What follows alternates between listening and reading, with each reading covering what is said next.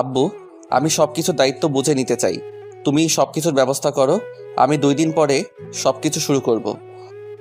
ও এই কথা, তুই কিছু চিন্তা করিস না, আমি সবকিছুর ব্যবস্থা করছি।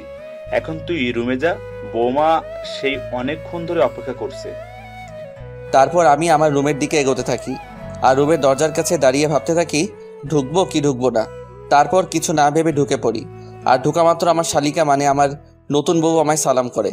তখন আমি তাকে বলি, দেখো নিশি, তুমি তো জানো আমাদের বিয়েটা কিভাবে হয়েছে, তাই আমি চাই আগে আমরা একে অপরকে ভালোভাবে জানবো, তারপর নতুন জীবন শুরু করব।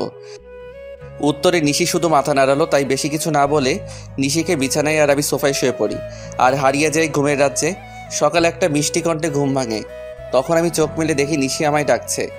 আমি ওর দিকে তাকিয়ে নিজের চোখ সরাতে পারছি না, কারণ নিশি মাত্র শাওয়ার নিয়ে বের হলো আর ভেজা চুলে নিশিকে অসাধারণ লাগছে। তখন আবার নিশির কথাই বাস্তবে ফিরি। তাই আমি নিশিকে জিজ্ঞাসা করলাম, কি হয়েছে, এত ডাকছো কেন? নিচে সবাই নাস্তা করার জন্য ডাকছে আপনাকে আর আমাকে, তাই। ও, তুমি একটু ওয়েট করো, আমি ফ্রেশ হয়ে আসছি। তারপর আমি ফ্রেশ হওয়ার জন্য ওয়াশরুমে যাই।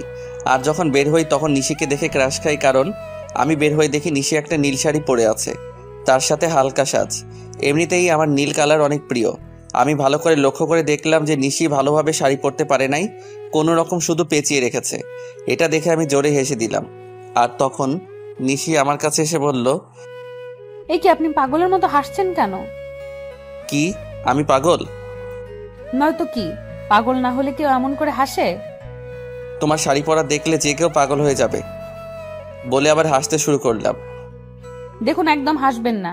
আমি শাড়ি পরতে পারি না, তাই বলে এইভাবে হাসতে হবে? ঠিক আছে, আর হাসবো না। তার আগে তুমি আমার কাছে আসো, তোমায় ভালো করে শাড়ি পরিয়ে দেই। আপনি শাড়ি পরাতে পারেন? পারি, দাঁড়াও তোমাকে পরিয়ে দেই। তারপর আমি নিশিকে শাড়ি পরিয়ে দেই আর নিশি আমার দিকে অপলক তাকিয়ে আছে। শাড়ি পরানোর শেষে আমি নিশির দিকে তাকিয়ে ওর প্রেমে পড়ে যাই, কারণ শাড়িতে নিশিকে অপরূপ সুন্দর লাগছে আর নিশি দেখতে ঈশার থেকে অনেক সুন্দর। আমি ওর দিকে তাকিয়ে আছি, এমন সময় নিশি আমাকে বলে, বাহ, আপনি তো দেখছি অনেক ভালো শাড়ি পরাতে পারেন। নিশ্চয়ই আপুকে পরানোর জন্য শিখেছেন। এটা বলেই নিশি নিজে জিহ্বায় কামড় দেয়, কারণ সে ভুল কথা বলে ফেলেছে। আর ঈশার কথা শুনে আমার মন আবার খারাপ হয়ে যায়। তাই আমি নিশিকে বলি, চলো এখন নিচে যাওয়া যাক, সবাই আমাদের জন্য অপেক্ষা করছে। তারপর আমি আর নিশি নিচে যাই। তখন সবাই আমাদের দিকে অবাক হয়ে তাকিয়ে থাকে, কারণ আমিও একটা নীল শেরওয়ানি পরেছি।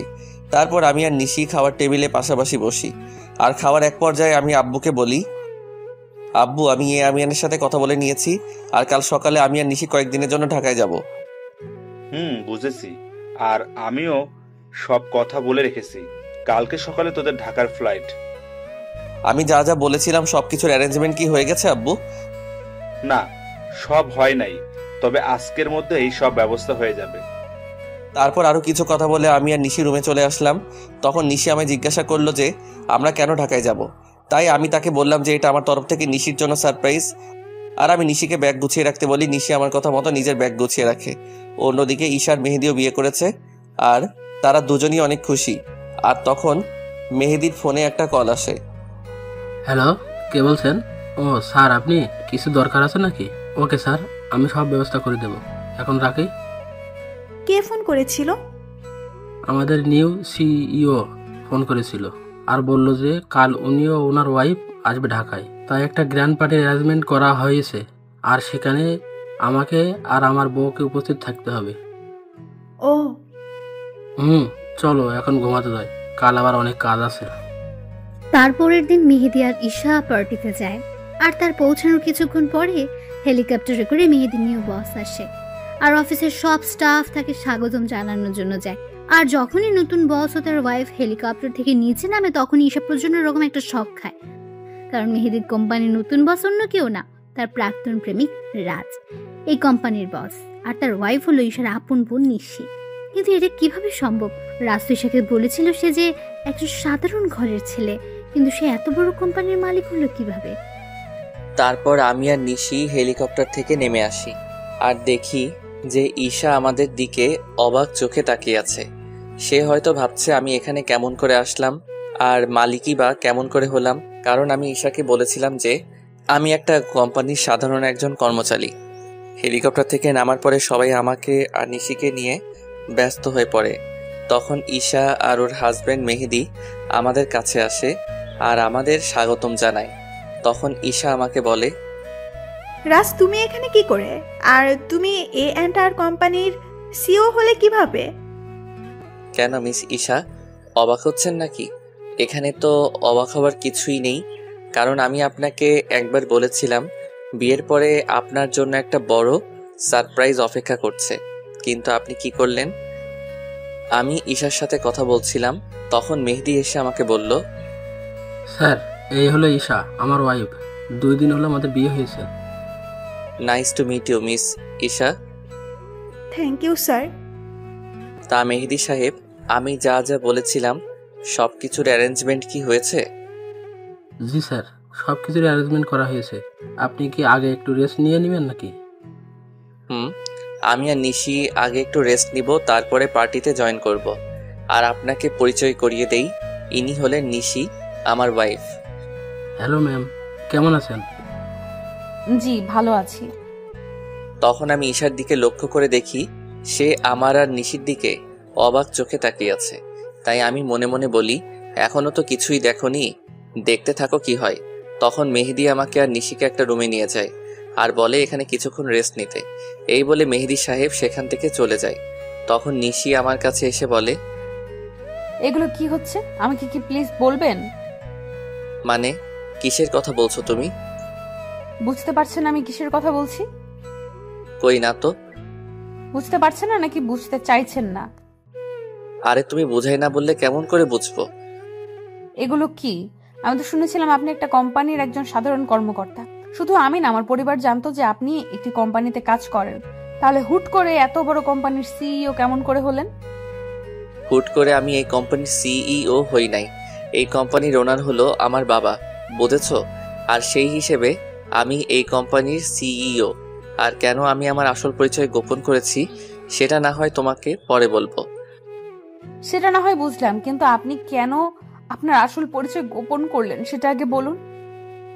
বললাম তো, আমি তোমাকে সব বলবো, তার আগে তুমি কান্না বন্ধ করো।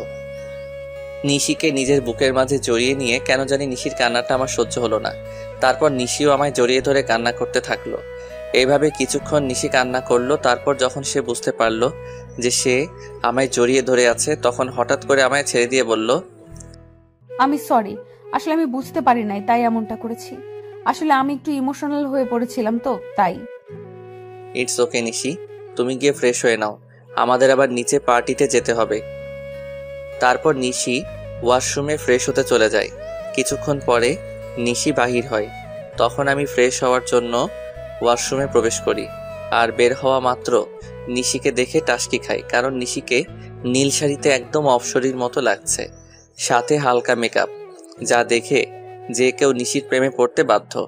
আমাকে এভাবে তাকিয়ে থাকতে দেখে নিশি আমার চোখের সামনে তুড়ি বাজিয়ে জিজ্ঞেস করে, এই যে মিস্টার, এভাবে তাকিয়ে কি দেখছেন? একটা ডানা কাটা পড়ি। নিজের অজান্তেই বলে ফেলি।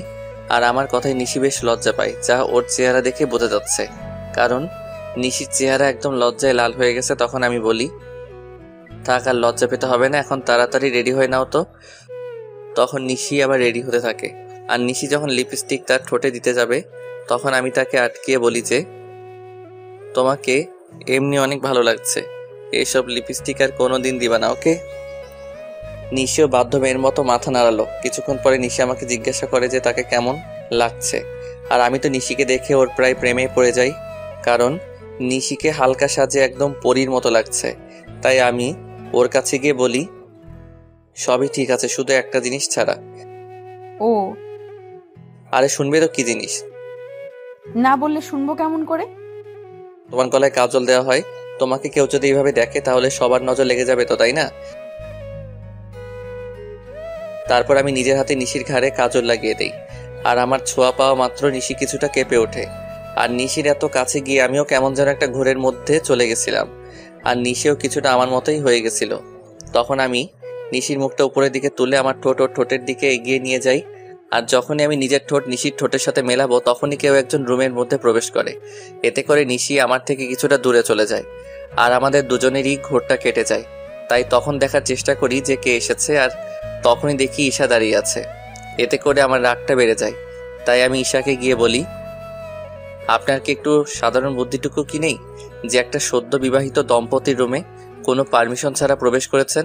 আসলে আমি তো জানতাম না ভেতরে কি হচ্ছিল, আর তোমার রুমে ঢুকতে তো আগে কখনো পারমিশন লাগেনি তাই। ও প্লিজ, আগে কি হয়েছে না হয়েছে I just don't care, but now I am married, so next time knock করার রুমে ঢুকবেন, আন্ডারস্ট্যান্ড? Yes, I understand. কথাটা মনে থাকে যেন। আর কি জন্য এসেছেন সেটা কি জানতে পারি? আমি তোমার কাছে ক্ষমা চাইতে এসেছি, প্লিজ আমাকে মাফ করে দাও। আপনি কিসের জন্য ক্ষমা চাইছেন মিস ঈশা, সেটা কি জানতে পারি? তোমার সাথে করা অন্যায়গুলোর জন্য আমি ক্ষমা চাচ্ছি। আমি কিছু বলতে যাব তখনই নিশি এসে বলে, আপু তুই যা করেছিস তা কত বড় অন্যায় সেটা কি তুই জানিস? জানি। তাহলে কোন মুখে তুই মাফ চাস সেটা আমাকে বল। নিশি বোন আমার, তুই আমাকে ভুল বুঝিস না। আমি তো আমার ভুল বুঝতে পেরেছি, তাই তো আমি ক্ষমা চাইতে এসেছি। আপনি কোনো অন্যায় করেন নাই মিস ঈশা, অন্যায় তো করেছি আমি। আপনার মতো একজন প্রতারককে ভালোবেসেছিলাম, এটার চেয়ে বড় অন্যায় আর কি হতে পারে সেটা বলুন তো। আমি আরো কিছু বলতে যাব তার আগে আমার ফোনে একটা কল আসে। আমি কলটা রিসিভ করে নিশিকে বলি যে তাড়াতাড়ি রেডি হয়ে নিতে। আর ফোনটা করেছিল মেহেদি, মানে ঈশার হাজবেন্ড। তারপর আমি ঈশাকে আমার রুম থেকে চলে যাওয়ার জন্য বলি। কিছুক্ষণ পর নিশি বের হয়ে আসে, আর আমি তো নিশিকে দেখে রীতিমতো টাসকে খেয়ে যাই, কারণ নেভি ব্লু শাড়িতে নিশি অসাধারণ লাগছে, তার সাথে হালকা মেকআপও করেছে। আমাকে এভাবে তাকিয়ে থাকতে দেখে নিশি আমাকে বলে, এই যে মিস্টার রাজ, এখানে দাঁড়িয়ে থাকবেন নাকি নিচেও যাবেন? যাব। আর তোমাকে কিন্তু অনেক কিউট লাগছে মিসেস রাজ। আমার মুখে মিসেস রাজ ডাক শুনে নিশি অনেক খুশি হয়, যা ওর মুখ দেখে বোঝা যাচ্ছিল। তখন আমি আবার নিশিকে বললাম, কি হলো, নিচে যাবে না নাকি? তারপর আমি আর নিশি দুজনে একসাথে নিচে যাই, আর সেখানে থাকা সবাই আমাদের স্বাগত জানায়। তারপর আমি নিশিকে একে একে সবার সাথে পরিচয় করিয়ে দেই, আর সবাই নিশিকে অনেক পছন্দ করে আর অনেক তারিফও করে। এগুলো দেখে ঈশা অনেকটা জেলাস ফিল করে, কারণ এগুলা ঈশা পাওয়ার কথা ছিল, কিন্তু তার লোভের কারণে সে সবকিছু হারিয়েছে। পার্টি শেষ হওয়ার পরে আমি আর নিশি নিজেদের রুমে চলে আসি, আর রুমে আসার পরে নিশি আমাকে বলে, আপনাকে একটা কথা জিজ্ঞেস করার ছিল, যদি কিছু মনে না করেন তাহলে করব। বলো, তোমার কি বলার আছে? আপনার আর আপুর পরিচয় হলো কিভাবে এটাই জানতে চাচ্ছিলাম। যদি না বলতে চান তাহলে থাক, বলা লাগবে না। বুঝলাম, তাহলে শুনো। তারপর আমি বলতে শুরু করলাম, আমি তখন সবেমাত্র লেখাপড়া শেষ করে দেশে ফিরেছি। তো একদিন আমিও আমার বন্ধুরা মিলে প্ল্যান করলাম কোথাও ঘুরতে যাব, কিন্তু সেটা দেশের ভিতরেই। তাই সবাই মিলে ঠিক করলাম যে সিলেটে যাব। তো সবাই মিলে বেরিয়ে পড়লাম সিলেটের উদ্দেশ্যে। সব ফ্রেন্ড একসাথে যাব, তাই বাসে করে যাচ্ছিলাম, কিন্তু বাসে উঠে বাঁধে এক বিপত্তি। আমার সব ফ্রেন্ডের সিট এক জায়গায় পড়েছিল, আর আমার সিট পড়েছিল এক মেয়ের সাথে। তাই কিছু করার না থাকায় বাধ্য হয়ে সিটে বসে পড়ি। কিছুক্ষণ পরে যখন মেয়েটি আসে, আমি তার দিকে তাকিয়ে রীতিমতো টাসকি খাই, কারণ এত সুন্দরী মেয়ে আমি এর আগে কখনো দেখি নাই। মেয়েটির পরনে ছিল একটা নেভি ব্লু লং 3 পিস, তার সাথে ম্যাচিং জুয়েলারি, সাথে হালকা সাজ। দেখে মনে হচ্ছিল জান্নাতের অপসরী। আমি তার দিকে এক ধ্যানে তাকিয়েছিলাম। আমার এইভাবে তাকানো দেখে মেয়েটি বলে ওঠে, এই যে মিস্টার, দেখা শেষ হইলে আমাকে বসার জায়গাটা দিন। মেয়েটির এমন কথায় আমি কিছুটা লজ্জা বোধ করি, তাই আর কিছু না বলে ওনাকে বসার জায়গাটা দিয়ে দেই। কিছুক্ষণ পরে বাস ছেড়ে দেয়। মেয়েটি কিছুক্ষণ পরে আমায় জিজ্ঞাসা করে, হাই, আমি ঈশা, আপনার নামটা কি জানতে পারি? আমি রাজ। বাহ, চেহারার সাথে নামেরও মিল আছে। সিলেট যাচ্ছেন নিশ্চয়? আপনি কেমন করে জানলেন? শালার এমন আবাল তো জীবনেও দেখি নাই। সিলেটের বাসে করে মানুষ অন্য কোথাও কি যাইতে পারে বলেন তো? এইটা আপনি বুঝবেন না মিস্টার। ও। হুম। তখন আমি তাকে বললাম যে আপনি কি একাই যাচ্ছেন নাকি? উত্তরে সে বলল, একা কেন যাব, আমার সাথে তো আপনি আছেন, তাই না? আপনি যদি চান তাহলে সত্যি যেতে পারি। কিছু বললেন? কই না তো। ও, আমি মনে করছিলাম হয়তো কিছু বললেন। না, আমি তো কিছুই বলি নাই। তা সিলেটে কোথায় যাচ্ছেন? এই তো ফ্রেন্ডের সাথে ঘুরতে যাইতেছি। আর আপনি? আমিও তো ফ্রেন্ডদের সাথেই যাচ্ছি। আপনি কি স্টুডেন্ট নাকি জব টপ করেন?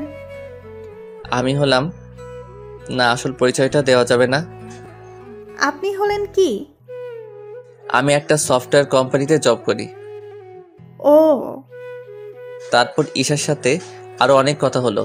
তখন জানতে পারলাম সে অনার্স দ্বিতীয় বর্ষের ছাত্রী। এইভাবে আমাদের পরিচয় হয়। তারপর পরিচয় থেকে ভালোবাসা। আমি আর ঈশা অনেক ভালো ফ্রেন্ড হয়ে গেছিলাম। আমরা সিলেট থেকে ফিরে এসেও একে অপরের সাথে যোগাযোগ করতাম। একদিন আমি ঈশাকে প্রপোজ করি আর ঈশাও সেটা অ্যাকসেপ্ট করে, কিন্তু রিলেশনে থাকা অবস্থায়ও আমি আমার আসল পরিচয়টা ঈশাকে জানাইনি। আমি চেয়েছিলাম ঈশাকে একটা সারপ্রাইজ দিব, কিন্তু পরে যে আমি নিজেই সারপ্রাইজড হয়ে যাব এটা ভাবতে পারি নাই। কথাগুলো বলে নিজের অজান্তেই আমার চোখ দিয়ে পানি বের হয়ে গেছিল, সেটা বুঝতেই পারি নাই। আমি কিছুক্ষণ পরেই নিশির দিকে লক্ষ্য করে দেখি সেও কান্না করছে। তখন আমি তাকে বলি, এ কি তুমি কান্না করছো কেন? আপনি আপুকে এতটা ভালোবাসতেন, আর আপু আপনার সাথে কি করলো? যা হওয়ার তা তো হয়েই গেছে, আর এখন তুমি আমার স্ত্রী, এটাই সত্যি। আর আমি চাই এই সম্পর্কটা ভালোভাবে নিতে। আমি চেষ্টা করব। তার আগে বলেন, আপনি আর কখনো আপুর কথা মনে করবেন না? কথা দিলাম। নিশি আমাকে এভাবে জড়িয়ে ধরবে আমি সেটা ভাবতেও পারি নাই। কেন যেন নিশির এভাবে জড়িয়ে ধরা আমার অনেক ভালোই লাগছে। এই যে মিস, এবার কি আমাকে ছাড়বেন? কথাটি বলা মাত্র নিশি আমাকে ছেড়ে দিল, আর নিশির মুখ একদম লজ্জায় লাল হয়ে আছে। তখন আমি নিশিকে আমার কোলের উপর বসিয়ে ওর চুলে বিলি কেটে দিতে দিতে বললাম, আমাকে ছেড়ে কখনো যাবে না তো? না, কখনোই না। তারপর আমি নিশির কপালে আলতো করে একটা চুমু খেলাম, আর আমার ঠোঁটের ছোঁয়া পাওয়া মাত্র নিশি কেঁপে উঠল। এখন যাও, ফ্রেশ হয়ে আসো। আজ এমনিতেও অনেক ধকল গেছে। আগামীকাল থেকে আমরা নতুন জীবন শুরু করব। তারপর নিশি ফ্রেশ হয়ে আসে আর আমি নিশিকে জড়িয়ে ধরে শুয়ে পড়ি। এই কয়দিনে আমি নিশিকে অনেকটাই ভালোবেসে ফেলেছি। পরের দিন সকালবেলা নিশির আগে ঘুম ভেঙে যায়। আমি ঘুম থেকে উঠে যখন বসতে যাব তখন দেখি নিশি আমার বুকের মাঝে শুয়ে আছে। আর নিশির ঘুমন্ত চেহারাটা অনেক সুন্দর লাগছে। হয়তো সব মেয়েদের ঘুমন্ত চেহারা একরকম হয়, কিন্তু নিশির মতো কারো হয় না। তখন আমি খেয়াল করে দেখি নিশির মুখের উপর কিছুটা চুল এসে পড়েছে, যার কারণে তার ঘুমের সমস্যা হচ্ছে। তাই আমি নিশির মুখের উপর থেকে চুলগুলো সরিয়ে কানের সাথে গুজে দেই। তখনই আমার চোখ আটকে যায় নিশির গোলাপি ঠোঁটের উপর। আমি নিজের অজান্তেই নিশির ঠোঁটে চুমু দিয়ে বসি, আর তখনই নিশি জেগে যায়। আমাকে ওর এত কাছে দেখে নিশি কিছুটা ঘাবড়ে যায়, আর আমি ওকে কিস করেছি এটা বুঝতে পেরে নিশি লজ্জা পেয়ে আমার বুকের মাঝে মুখ লুকিয়ে ফেলে। তখন আমি নিশিকে বলি, এই কি হলো তোমার, আর এমন কেন করছো? আমার মনে হয় লজ্জা করে না। বাবা, এখন এত লজ্জা, তাহলে রাতে যা হবে তখন কি করবা? যা ফাজিল কোথাকার, মুখে কিচ্ছু আটকায় না। নিশি জানো, তোমার ঠোঁটের স্বাদ কিন্তু সেই রকম। যা দুষ্টু। এই বলে ওয়াশরুমে পালালো। আর আমি বসে বসে ভাবতে লাগলাম, পাগলিটা এই কয়দিনে আমাকে অনেক ভালোবেসে ফেলেছে, আর আমিও ওকে অনেক ভালোবেসে ফেলেছি। কিছুক্ষণ পরে নিশি ওয়াশরুম থেকে বাহির হলো, আর আমি ফ্রেশ হতে চলে গেলাম। আমি ফ্রেশ হয়ে এসে দেখি নিশি চুল মুছছে। তখন আমি নিশিকে পেছন থেকে জড়িয়ে ধরি আর নিশির চুলের মধ্যে নাক ডুবিয়ে দিই। এতে নিশি কিছুটা কেঁপে ওঠে। আমি নিশির চুলের গন্ধে কোথায় যেন হারিয়ে গিয়েছিলাম। নিশির ডাকে আবার ঘোর ভাঙলো। নিশি আমাকে বলল, এই যে মিস্টার, অফিসে যাবেন না নাকি? এত সুন্দর বউ রেখে কিভাবে অফিস যাই বলো তো? তার চেয়ে বরং চলো তুমি আর আমি ঘুরতে যাই। সত্যি বলছেন? না, মিথ্যা বলছি। আমার কথা শুনে নিশির হাসি মাখা মুখ নিমেষে গায়েব হয়ে গেল। তখন আমি বললাম, থাকার ঢং করতে হবে না, তাড়াতাড়ি গিয়ে রেডি হয়ে আসুন। আপনি অনেক কিউট বলে আমাকে কিস করে এক দৌড়ে পালালো। আমি তখন মনে মনে বললাম, পাগলি একটা। কিছুক্ষণ পরে নিশি নেভি ব্লু শাড়ি পরে বের হলো, আর সাথে হালকা সাজ। এতে নিশিকে আরো বেশি সুন্দরী লাগছিল। তারপর নিশি আমার কাছে এসে বলে, চলুন, আমি রেডি। চলো। তারপর আমি ম্যানেজারকে ফোন দিয়ে আসতে বলি। ম্যানেজার মানে ঈশার হাজবেন্ড। কিছুক্ষণ পরে ঈশা ও তার হাজবেন্ড আসে আর আমাকে বলে, স্যার, আপনি যা যা বলেছিলেন সব রেডি। ধন্যবাদ মেহেদি সাহেব। আরে, এতে ধন্যবাদ দেওয়ার কি আছে? মেহেদি সাহেব, আমি আপনাকে একটা জিনিস আনতে বলেছিলাম, সেটা কি এনেছেন? হ্যাঁ স্যার, এনেছি, এই নিন। আমার দিকে একটা প্যাকেট এগিয়ে দিয়ে তখন আমি নিশিকে ডাকি আর জিজ্ঞাসা করি, এটা কেমন হয়েছে? আপনাদের তো বলতেই ভুলে গিয়েছি, ওই প্যাকেটের মধ্যে একটা নেকলেস ছিল, যেটা আমি নিশির জন্য আনতে বলেছিলাম। Wow, it's so gorgeous. এবার পড়ুন দেখি। এটা আমার জন্য। এবার পড়ুন তো। না, আমাকে পরিয়ে দিন। তো কি আর করার, সবার সামনে আমি নিশিকে নেকলেসটা পরিয়ে দিলাম। পরানোর পর ঈশার দিকে তাকিয়ে দেখি সে কেমন করে যেন তাকিয়ে আছে নিশির দিকে। হয়তো সে এটা ভাবছে যে যা ওর পাওয়ার কথা ছিল সেটা তার ছোট বোন পাইতেছে। তারপর আমি আর নিশি ঘুরতে বাহির হলাম। সারাদিন ঘোরাঘুরি করে যখন নদীর ধারে গিয়ে বসলাম, তখন নিশি বলল যে সে ফুচকা খাবে। অনেক বোঝানোর পরেও কোনো লাভ হইল না, তাই তাকে ফুচকা খেতে নিয়ে গেলাম। আর আমি নিশির ফুচকা খাওয়া দেখে অবাক না হয়ে পারলাম না। মেয়েরা এত ফুচকা কিভাবে খেতে পারে সেটা আল্লাহই ভালো জানে। প্রায় অনেক রাত হয়ে যায় বাসায় ফিরতে। তারপর বাসায় ফিরে আমি ওয়াশরুমে চলে যাই ফ্রেশ হতে। আমি বের হওয়ার পরে নিশি ঢোকে। কিছুক্ষণ পরে নিশি বাহির হয়। তখন আমি নিশিকে গিয়ে পেছন থেকে জড়িয়ে ধরি আর বলি, সকালে কি বলেছিলাম মনে আছে? নিশি উত্তরে শুধু মাথা নাড়ালো। তাহলে শুরু করা যাক। আমি কি নিষেধ করেছি নাকি? আমি নিশির সাই পেয়ে ওকে কোলে তুলে নেই আর বিছানায় গিয়ে রাখি। তারপর আমি নিশির গলায় আস্তে করে কয়েকটা কিস করি। এতে নিশির নিঃশ্বাস আস্তে আস্তে ঘন হতে থাকে। তারপর আমরা দুজন হারিয়ে যাই ভালোবাসার অতলে। আর কিছু কমনার লজ্জা লাগে। পরের দিন সকালে নিশির ডাকে আমার ঘুম ভাঙে। নিশি মাত্র গোসল করে এসেছে আর ওকে দেখতে অসাধারণ লাগছে। তাই আমি নিশিকে একটানে আমার বুকের উপর নিয়ে আসি। তখন নিশি বলে, সারা রাত দুষ্টুমি করেও হয় নাই, এখন আবার শুরু করেছেন? তাড়াতাড়ি রেডি হয়ে অফিস যান। ওকে বাবা, আমি যাইতেছি। তার আগে একটা কিস দাও। একটা দিলে যাবেন? যাব। তারপর নিশি আমাকে একটা কিস দেয় আর আমিও উঠে ফ্রেশ হয়ে অফিসে চলে যাই। কিছুদিন পরে আমি আর নিশি আমাদের বাসায় চলে আসি আর সেখান থেকে অফিস শুরু করি। খুনসুটি ভালোবাসায় আমাদের দিন খুব ভালোই চলছিল। দেখতে দেখতে আমার আর নিশির বিয়ের 3 মাস পার হয়ে গেছে। আর এই 3টা মাসের মধ্যে নিশি একদিনও আমার বুকে মাথা না দিয়ে ঘুমায় না। এই 3 মাসে আমরা দুজন দুজনকে অনেক বেশি ভালোবেসে ফেলি। সকালে আমি অফিসের জন্য রেডি হচ্ছিলাম, তখন নিশি এসে আমাকে পেছন থেকে জড়িয়ে ধরে আর বলে, আজ অফিস থেকে একটু তাড়াতাড়ি আসবেন কেমন? আজ আপনার জন্য একটা সারপ্রাইজ আছে। কি সারপ্রাইজ গো বউ? এখন বলা যাবে না, আগে অফিস থেকে ফিরুন, তারপর বলবো। ওকে, এবার আমার কাছে আসো তো, তোমায় একটু আদর করে নেই। সব সময় দুষ্টুমি, তাই না? না গো বউ, তুমি জানো না, তোমায় আদর না করে গেলে আমার দিন ভালো যায় না। তাই এখন আর কোনো কথা না বলে আমার কাছে আসো। তারপর নিশি আমার কাছে আসলো আর আমি নিশির ঠোঁট জোড়া আমার দখলে নিয়ে নিলাম। প্রায় 5 মিনিট পরে ছাড়লাম। তারপর আমি নিশিকে বললাম, আমি এখন আসি। আপনি খুব স্বার্থপর। কেন গো, আমি আবার কি করলাম? আপনি তো ঠিকই আপনার ভাগের আদরটা নিলেন আর আমার পাওনাটা না দিয়েই চলে যাচ্ছে। ও কি বোঝাতে চাইছে সেটা আমি বুঝতে পেরে আমি নিশিকে আমার কাছে ডাকি, কিন্তু সে আসবে না। মহারানী বলে, নিশি বাবু আমার কাছে আসো। আমি কোনো বাবু নই। আর নিশি রাগ করেছে, তাই কারোর সাথে কথা বলবে না। ও তাই? দেখি এবার নিশি কেমন করে রাগ করে থাকে। এই বলে নিশিকে আমার কাছে নিয়ে এসে ওর কপালে একটা ভালোবাসার পরশ এঁকে দেই আর নিশি আমাকে শক্ত করে জড়িয়ে ধরে। নিশি শোনা, এবার ছাড়ো, আমার তো অফিসে লেট হয়ে যাচ্ছে। আর একটু থাকি না। না বাবু, আবার পরে থেকো, আমি এখন অফিসে যাব যে। ওকে, সাবধানে যাবেন কিন্তু। যথাজ্ঞা মহারানী। যাও বৎস। বলেই হাসতে শুরু করলো। উফ, এই হাসিটার জন্য আমি সব করতে পারি। এই যে মিস্টার, এবার যান। বাই। তারপর আমি অফিসে চলে আসি, কিন্তু অফিসেও মন বসছে না। তাই নিশিকে ফোন দিলাম। অপরদিকে নিশি ভাবছে, আজ যখন ও জানতে পারবে যে ও বাবা হতে চলেছে তখন কতই না খুশি হবে। আমার যে আর অপেক্ষা সহ্য হচ্ছে না, মন চাইছে ওকে এক্ষুনি গিয়ে বলে আসি। নিশি এগুলো ভাবছিল, এমন সময় ওর ফোনটা বেজে ওঠে আর নিশি ফোনের স্ক্রিনে তাকিয়ে দেখে আমি ফোন দিয়েছি। তাই সে তাড়াতাড়ি ফোনটা রিসিভ করে আর বলে, কি হলো বর, এত জলদি আমার কথা মনে পড়ে গেল? গো বউ, তোমার কথা তো সব সময় মনে পড়ে, কিন্তু কি করব বলো? কিছুই করতে হবে না, আপনি শুধু আজ তাড়াতাড়ি বাসায় আসবেন, তাহলেই হবে। আর এখন কাজ করেন তো। ওকে আমার সুইট বউ, এখন রাখি। ওকে মিস্টার বর, বাই। নিশির সাথে কথা বলার পর আমি কিছু জরুরি কাজ সেরে ফেলি আর দেখতে দেখতে বিকাল হয়ে যায়। তাই আমি বাসায় যাওয়ার জন্য রেডি হয়ে নেই।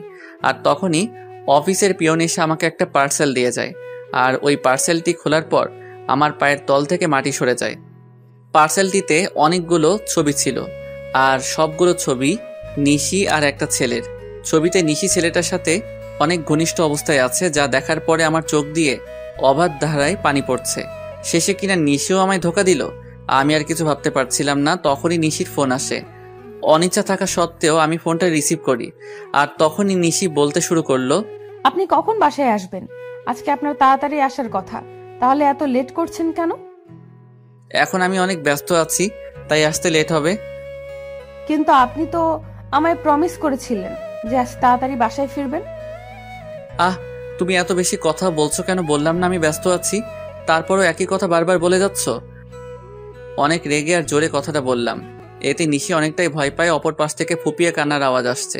অন্য সময় হলে হয়তো আমি ওকে সান্ত্বনা দিতাম, কিন্তু এখন ওর কথা ভাবতেও আমার অসহ্য লাগছে। আচ্ছা ঠিক আছে, কিন্তু আরও কিছু বলতে যাবে তার আগে আমি ফোনটা কেটে দেই। ফোন রেখে আমি চেয়ারে বসে পড়ি, আর তখনই আমার চোখ যায় ছবিগুলোর দিকে, কারণ ছবির অপর পাশে একটা নম্বর লেখা ছিল। তাই আমি ওই নম্বরে ফোন দেই, আর ফোনটা রিসিভ করে একজন ছেলে। সে ফোনটি ধরে বলতে শুরু করে, আরে মিস্টার রাজ, এত তাড়াতাড়ি ফোন করলেন যে? কে আপনি, আর আমাকে কেমন করে চিনলেন?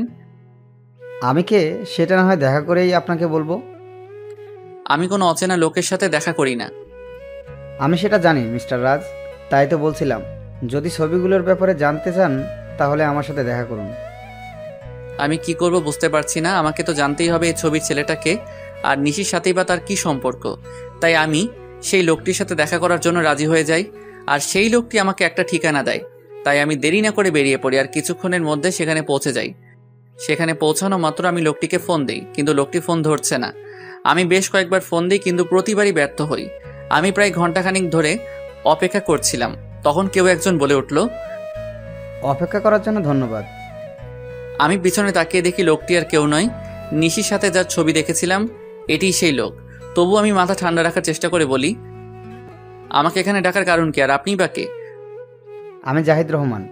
আমি আর নিশি একে অপরকে অনেক ভালোবাসি, সেটা বলার জন্যই আপনাকে ডেকেছি। লোকটির কথা শুনে আমার মাথা গরম হয়ে গেল, তাই আমি রাগের মাথায় লোকটিকে মারতে শুরু করলাম। একসময় আমি একাই থেমে যাই আর তাকে বলি, আপনি যেটা বলছেন সেটা সত্যি? এটা আমি কিভাবে বিলিভ করব?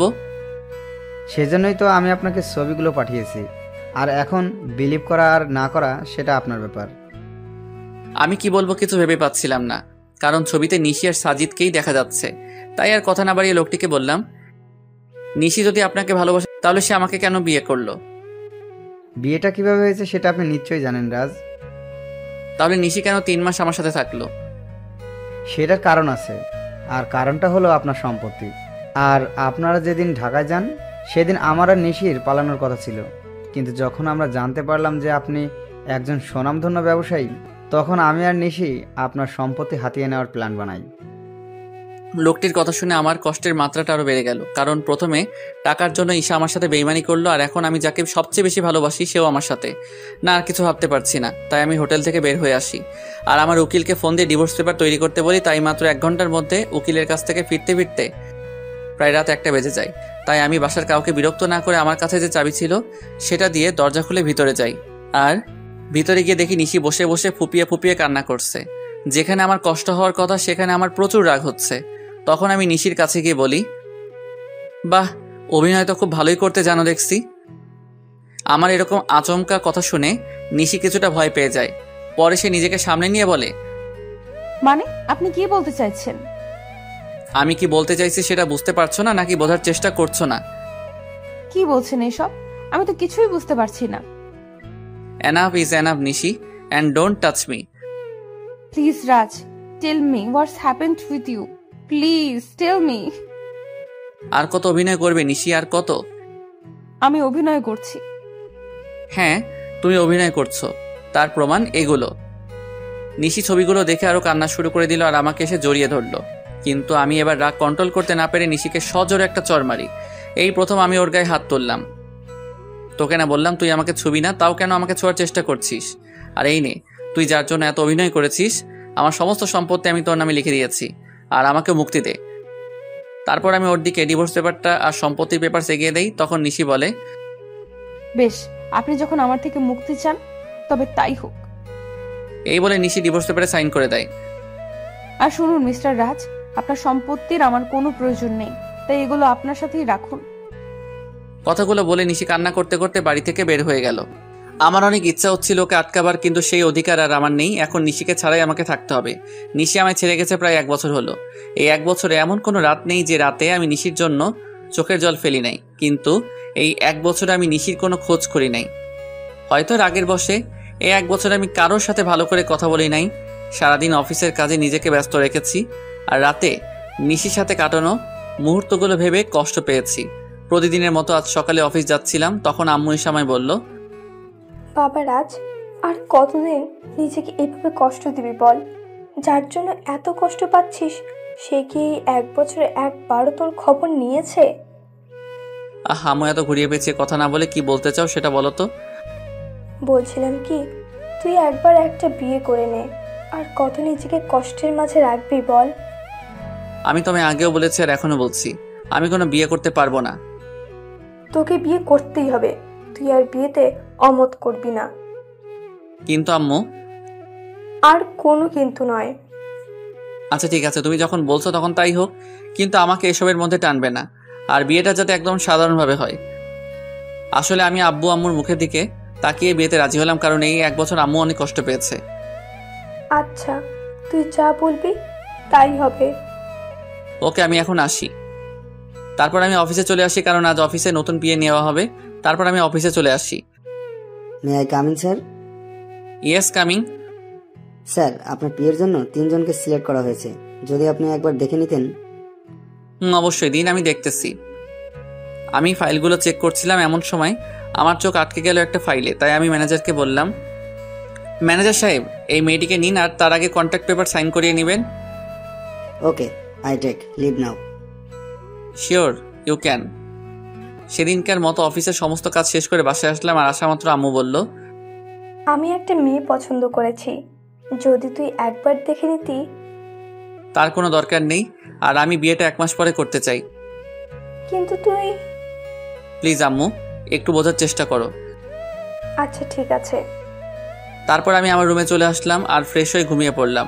যদিও জানি ঘুম আসবে না, তবুও ঘুমানোর ব্যর্থ চেষ্টা করলাম, কারণ এখন রাতে আর ঘুম আসে না। যদিও আসে, তাও নিশির সাথে কাটানো মুহূর্তগুলো মনে হয় ভেঙে যায়। কোনোভাবে রাতটা পার করলাম। পরের দিন সকালে ঘুম থেকে উঠে ফ্রেশ হয়ে অফিসে চলে আসলাম। এসে দেখে আমার নিউ পিএ এখন অফিসে আসে নাই, তাই ম্যানেজারকে বলে আসলাম সে আসলেই আমার সাথে দেখা করতে বলতে। তারপর আমি আমার কেবিনে চলে গেলাম। কিছুক্ষণ পরে কেউ আমার কেবিনের দরজা নক করলো, তাই আমি পেছন ফিরে বললাম, may I come in sir? Yes, coming. আসলে স্যার, আমি আসার সময় জ্যামে আটকা পড়ে গিয়েছিলাম, তাই আসতে লেট হইল। কিন্তু স্যার, আর কোনোদিন লেট হবে না। তাই বুঝি? এবার ওর দিকে ফিরে তাকালাম, আর সে আমাকে দেখে ভূত দেখার মতো চমকে উঠল। মনে হয় সে আমাকে এখানে আশা করে নাই। আপনি এখানে? আমি। অন্য কারো থাকার কথা ছিল বুঝি মিস নিশি? আপনাদের তো বলাই হয়নি আমার পিএ হলো নিশি। এটা তো আপনার অফিস না, তাহলে এখানে কেমন করে আসলেন? আপনার বোধহয় কোথাও ভুল হচ্ছে, কারণ এই অফিসের ওনার আমি। হয়তো বা হতে পারে, তবে আমি এই অফিসে জব করতে পারবো না। কথাগুলো বলেই নিশি চলে যাচ্ছিল, তাই আমি ওকে থামিয়ে বলি, excuse miss Nishi, without my permission আপনি যেতে পারবেন না। What the hell are you talking? আমি ঠিক কথাই বলছি। আর এইটা দেখুন, 2 বছরের আগে আপনি এই কোম্পানি ছাড়তে পারবেন না, আর যদিও ছাড়তে চান তাহলে আমার পারমিশন নিতে হবে। কিন্তু আমি এই মুহূর্তে আপনাকে পারমিশন দিচ্ছি না, সো আপনি এখন যেতে পারেন। প্রয়োজন পড়লে আমি আপনাকে ডেকে নিব। Okay sir. তারপর নিশি ওর কেবিনে চলে যায়। আমার আর ওর কেবিন প্রায় পাশাপাশি, তাই আমি ওকে দেখতে পারছিলাম। অন্যদিকে নিশি নিজের কেবিনে এসে ভাবে, কেন যে সেদিন সাইন করার আগে কন্ট্রাক্ট পেপারটা ভালো করে পড়ে নিলাম না, আর উনি কেন আবার আমার সামনে আসলেন? ভালোই তো ছিলাম এই 1 বছর ওনাকে ছাড়া। এমন সময় নিশির ফোনে কল আসে, আর ফোনটা ধরা মাত্র নিশি কিছুটা বিচলিত হয়ে যায়। ফোনের ওপাশ থেকে কেউ কিছু হয়তো বলল। আমি বসে আমার কাজ করছিলাম। এমন সময় নিশি আমার কেবিনে আসে আর বলে, স্যার, একটা কথা বলার ছিল। নিশির মুখে স্যার ডাক শুনে বুকের মধ্যে কেমন মোচড় দিয়ে উঠল। বলেন। আসলে স্যার, আজকে আমায় একটু তাড়াতাড়ি ছুটি দিবেন প্লিজ। কেন, ছুটি কি করবেন? আসলে বাসায় একটু প্রয়োজনীয় কাজ আছে, তাই। কি প্রয়োজনীয় কাজ শুনি? আসলে স্যার নিশি কিছু লুকাতে চাইছিল আমার কারণে, সে বলে উঠল, স্যার বাসায় আমার বাচ্চা অসুস্থ হয়ে গেছে, তাই আমার ছুটির প্রয়োজন। এখন ছুটি দেওয়া না দেওয়া সেটা আপনার ব্যাপার, কারণ আপনি এখানকার বস, আপনি চাইলেই সব করতে পারেন। নিশি মুখে বাচ্চার কথা শুনে আমার চারপাশটা কেমন যেন অন্ধকার হয়ে আসছিল, নিঃশ্বাস নিতেও কষ্ট হচ্ছিল। তবুও নিজেকে সামনে নিয়ে বললাম, ওকে, আপনি যেতে পারেন, তবে কাল থেকে সময় মতো অফিসে আসবেন। যদিও কথাগুলো বলতে কষ্ট হচ্ছিল। তারপর নিশি চলে গেল, আর আমি চেয়ারের সাথে হেলান দিয়ে ভাবতে লাগলাম যে নিশি একসময় আমাকে ছাড়া কিছু বুঝতো না, সে এখন নিজের বাচ্চা নিয়ে ব্যস্ত। তবে আমি কেন একা কষ্ট পাবো?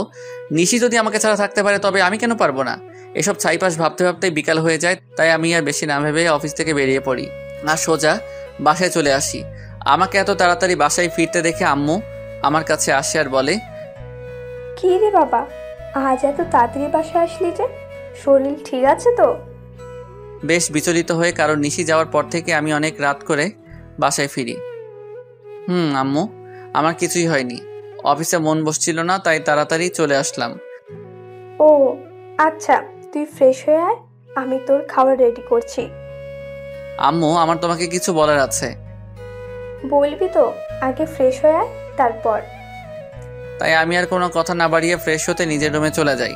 তারপর ফ্রেশ হয়ে নিচে এসে দেখি আম্মু খাবার নিয়ে আমার জন্য অপেক্ষা করছে, তাই আমি গিয়ে বসে পড়ি আর আম্মুকে বলি, আম্মু, তুমি পরশুদিন বিয়ের কথা বলছিলে না? আমি রাজি, তবে বিয়েটা 1 সপ্তাহের মধ্যে হওয়া চাই। এটা তো খুশির খবর, তবে 1 সপ্তাহের মধ্যে বিয়েটা কিভাবে দিব বল? আমি এত কিছু শুনতে চাই না, আমি যেটা বলেছি সেটাই হবে। আচ্ছা, তুই যখন চাচ্ছিস তখন তাই হবে। তারপর আমি খাওয়া দাওয়া করে নিজের রুমে চলে আসি। আর আজ কেন জানি কষ্টটা একটু বেশি হচ্ছে, হয়তো এই কষ্টটা নিশির জন্যই হচ্ছে। কিন্তু এখন আর কিছুই করার নেই, কারণ নিশি তার পরিবার নিয়ে ব্যস্ত আছে। না, আর কষ্ট পেলে চলবে না। তারপর কখন যে ঘুমিয়ে পড়েছি বুঝতেই পারি নাই। পরের দিন সকালে রেডি হয়ে খাবার টেবিলে বসেছিলাম, এমন সময় আম্মু এসে বলল, আমি মেয়ের বাবার সাথে কথা বলেছি, তারা বলল যে তাদের কোনো সমস্যা নেই, তবে তুই যদি একবার মেয়ের সাথে দেখা করে নিতি তাহলে। দেখো আম্মু, আমি তোমায় আগেও বলেছি যে এই বিয়েটা আমি শুধু তোমার কথাই করেছি, তাই আমাকে আর এর মধ্যে জড়িও না।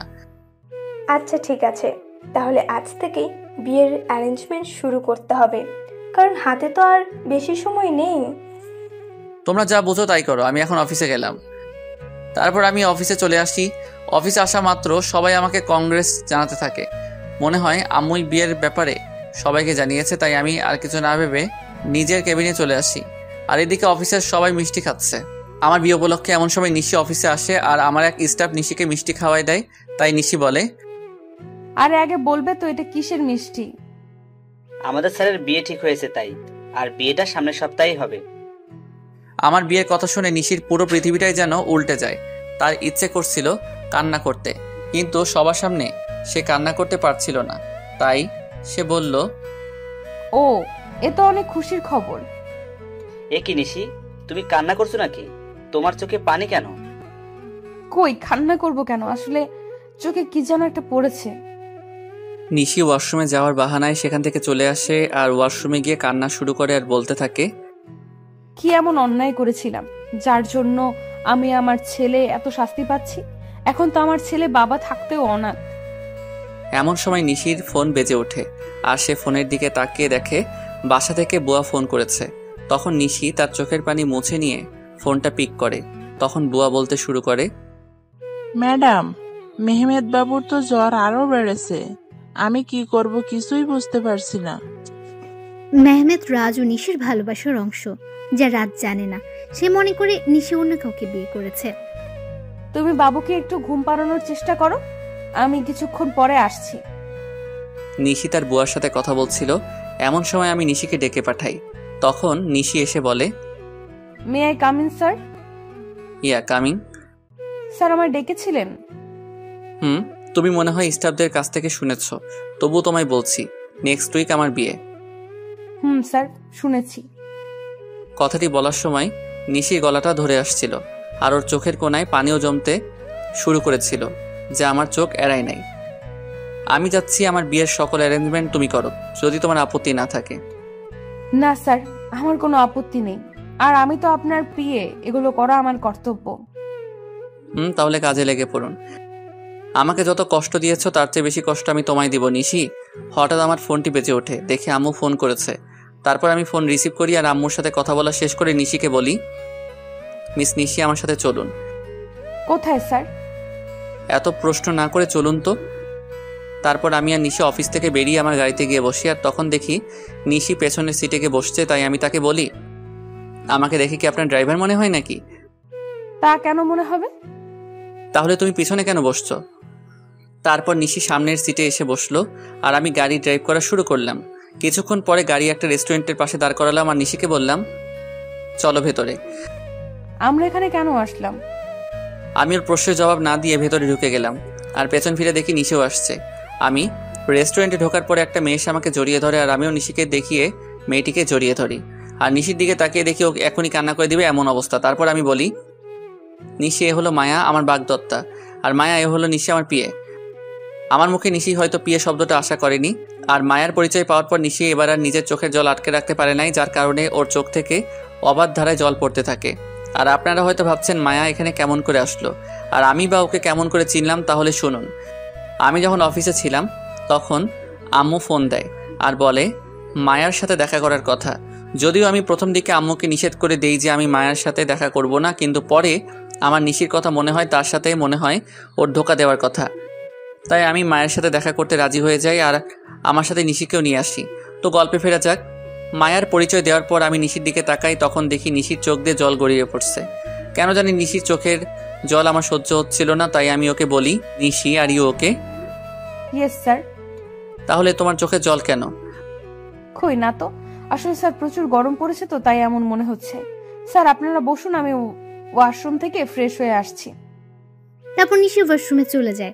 ওয়াশরুমে গিয়ে নিশি জোরে কান্না করতে থাকে, কিন্তু তার এই কান্না দেখার কোনো মানুষ সেখানে উপস্থিত ছিল না, তাই হয়তো সে কান্না করতে পারছিল। নিশি কান্না জড়িত কণ্ঠে বলছিল, হে আল্লাহ, আমার সাথেই কেন এরকম হয়? ভালোই তো ছিলাম আমি ওকে ছাড়া, তবু কেন ওকে আবার আমার জীবনে ফিরিয়ে আনলে? যখন আনলে তাহলে সে অন্য কারো হয়ে যাচ্ছে। আমি আর আমার বাচ্চা তো ভালোই ছিলাম ওকে ছাড়া, তবু কেন এমনটা হচ্ছে? আমার বাচ্চা কি কোনোদিন তার বাবার পরিচয় আর আদর পাবে না? কিন্তু নিশি কোনোভাবেই নিজের কান্না থামাতে পারে না। কিন্তু সে তার বাচ্চার কথা ভেবে নিজেকে শক্ত করে আর বোঝায় তার বাবুর জন্য হলেও নিজেকে শক্ত রাখতে হবে। প্রায় আধা ঘন্টা পরে নিশি ওয়াশরুম থেকে বের হলো আর রাজ তার চেহারা দেখে রীতিমতো ভয় পেয়ে গেল, কারণ তার চোখগুলো লাল হয়ে আছে, তার সাথে ফুলেও গেছে। আর মানে নিশি এতক্ষণ কান্না করছিল, কিন্তু নিশির কান্না করার তো কোনো কারণ এখানে নেই। তবুও সে কেন কান্না করছিল আমি কিছুই বুঝতে পারছিলাম না। তখন নিশি আমাদের কাছে আসলো আর চেয়ারে বসে পড়লো আর আমি রেস্টুরেন্টের একজন স্টাফকে ডেকে খাবার অর্ডার করলাম। কিছুক্ষণ পর খাবার আসলো। আমি নিশিকে দেখানোর জন্য মায়াকে নিজের সাথে খাইয়ে দিচ্ছিলাম, আর এটা দেখে নিশি আর ঠিক থাকতে পারলো না, তার চোখগুলো আবার জলে ভরে গিয়েছিল। তাই সে এগুলো আড়াল করার জন্য বলল, স্যার আমার এখন যেতে হবে, এমনিতেও আমার অফিস টাইম শেষ হয়ে গেছে। তুমি তো কিছুই খেলে না, খাওয়া শেষ করে তারপর যাও। না স্যার, এখন আর খাইতে মন চাইছে না। ওকে তাহলে যাও, আর কাল থেকে আমার বিয়ের এঙ্গেজমেন্টের সকল কাজ শুরু করে দিও। যদি কারো সাহায্য প্রয়োজন হয় তাহলে আমাকে বইলো। ঠিক আছে স্যার, আমি এখন আসি। তারপর নিশি চলে যায় আর আমিও মায়া কিছু গল্প করতে থাকি। যদিও মায়ের সাথে কথা বলার কোনো ইচ্ছা আমার নেই, তাও আম্মুর কথা ভেবে বলছিলাম। অন্যদিকে নিশি বাড়িতে গিয়ে নিজের ছেলেকে জড়িয়ে ধরে কান্না শুরু করে দেয় আর বলতে থাকে, তোর বাবা খুব পচা, আমাকে একটুও বিশ্বাস করে না, এমনি তোকেও ভালোবাসে না, তাই তো আজ অন্য একটা মেয়েকে নিজের হাতে খাইয়ে দিচ্ছিল। কিন্তু একদিন আমাকে বলেছিল আমাকে ছাড়া আর অন্য কোনো মেয়েকে সে টাচ করবে না। এসব কথা বলছিল আর কান্না করছিল। একসময় কান্না করতে করতে নিশি ঘুমিয়ে পড়লো। আমি আর মায়া কিছুক্ষণ গল্প করার পরে রেস্টুরেন্ট থেকে বের হয়ে আসি আর মায়া তার গাড়িতে করে বাসায় চলে যায়। আমি যখনই নিজের গাড়িতে উঠতে যাব তখনই কেউ আমার নাম ধরে ডাক দেয়। পেছন ফিরে দেখি নিশির বেস্ট ফ্রেন্ড মিম। তাই আমি তাকে বলি, কেমন আছো মিম, আর দেশে কবে ফিরলে? আসলে মিম দেশের বাইরে থাকতো। ভালো আছি ভাইয়া, আর কিছুদিন হলো দেশে ফিরেছি। নিশি কেমন আছে? আর ওকে আমি ফোন দিই কিন্তু ওর ফোনটা বন্ধ দেখায় কেন? নিশি কেমন আছে সেটা নিশি হয়তো ভালো জানে। আপনার কথার মানে বুঝলাম না। আর নিশি তো আপনার স্ত্রী, তাহলে কেমন সেটা আপনি জানবেন না কেন? নিশি আমার স্ত্রী ছিল কিন্তু এখন নেই। কি বলছেন এগুলো? আমি তো কিছুই বুঝতে পারছি না। এখানে না বোঝার তো কিছুই নেই, মানে আমি আর নিশি আলাদা হয়ে গেছি। কিন্তু কেন? আপনারা দুইজন দুজনাকে তো ভালোবাসতেন। শুনতে চাও কেন তাহলে? শোনো। তারপর আমি 1 বছর আগের সকল ঘটনা মিমকে বলি আর ওই ছবিগুলো মিমকে দেখাই। আর মিম এগুলো দেখে আমায় যে কথা বলে সেগুলো শুনে আমার পুরো শরীরটা কাঁপতে থাকে। আমি কিভাবে এমনটা করতে পারলাম এগুলো ভেবেই কান্না চলে আসে আমার। আর মিম আমায় যে কথাগুলি বলে তা হলো, আপনি কি জানেন ছেলেটা কে? ছেলেটার নাম সাজিদ এবং নিশি আর সাজিদ একে অপরকে ভালোবাসে। না, আপনি যেটা জানেন সেটা সত্যি নয়, সত্যিটা আমি আপনাকে বলছি। তারপর মিম আমাকে সাজিদের ব্যাপারে সব কথাগুলো বলল, যা শোনার পর নিজেকে বড় অপরাধী মনে হচ্ছিল। মিম বলল যে আমি আর নিশি একই ভার্সিটিতে পড়তাম আর একই ডিপার্টমেন্টে, যার কারণে আমার আর ওর মধ্যে খুব ভালো বন্ধুত্ব হয়ে যায়। আমরা দুজন সবসময় একসাথেই থাকতাম। একদিন আমি আর নিশি ভার্সিটির ক্যাম্পাসে বসেছিলাম, তখন একটা ছেলে এসে নিশিকে প্রপোজ করে, কিন্তু নিশি তাকে না বলে দেয়। আমি এর কারণ জানতে চাইলে নিশি জবাবে বলে যে তার ভালোবাসা শুধু তার বরের জন্য। তাই আমি নিশিকে আর কিছু জিজ্ঞেস করি নাই। তারপর কি হলো?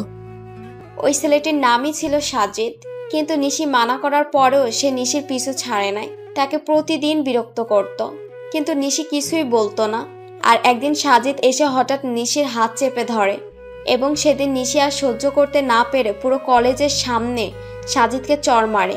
কিন্তু সাজিদ সেদিন যাওয়ার আগে বলেছিল যে সে নিশিকে সুখে থাকতে দিবে না, আর আজ দেখুন তার কথাই সত্যি হলো। আমি এখন কি করব কিছুই বুঝতেছিলাম না, কারণ আমার যে করার মতো কিছুই নেই। আমি যে নিশির সাথে বড় অন্যায় করেছি। মিম কান্না থামিয়ে আমাকে বলল, আপনি কি জানেন আপনি যখন নিশিকে তাড়িয়ে দেন তখন তার পেটে আপনার সন্তান ছিল? মানে কি বলছো তুমি? হ্যাঁ, আমি ঠিকই বলছি। আপনি যখন ওকে অপমান করে তাড়িয়ে দেন তখন সে আপনার সন্তানের মা হতে যাচ্ছিল।